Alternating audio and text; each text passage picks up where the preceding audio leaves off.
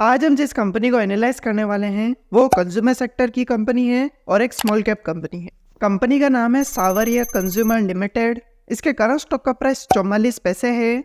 पिछले एक दिन में इस कंपनी ने 0% का, पिछले एक महीने में इस कंपनी ने 10% का, पिछले एक साल में इस कंपनी ने 10% का ही, पिछले 5 सालों में इस कंपनी ने -92.96% का और अब तक इस कंपनी ने -71.61% का रिटर्न दिया है। कंपनी का मार्केट कैप 32.4 करोड़ का है। पीई रेशियो -3.81% का है। ROCE -2.08% का है।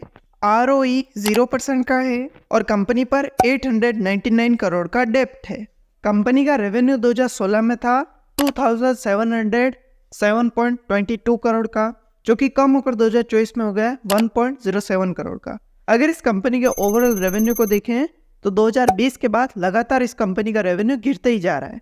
कंपनी की नेट इनकम 2016 में थी 15.68 करोड़ की, जो कि कम होकर 2024 में हो गई है -5.79 करोड़ की। अगर इस कंपनी की ओवरऑल नेट इनकम को देखें तो 2019 के बाद लगातार इस कंपनी को लॉस ही हुआ है।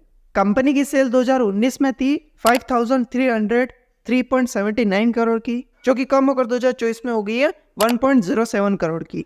कंपनी के प्रमोटर्स के पास कंपनी का 15.34% शेयर है। म्यूचुअल फंड, डोमेस्टिक इंस्टीट्यूशन और फॉरेन इंस्टीट्यूशन में कंपनी का एक भी शेयर नहीं है और रिटेल इन्वेस्टर्स के पास कंपनी के 84.66% शेयर है।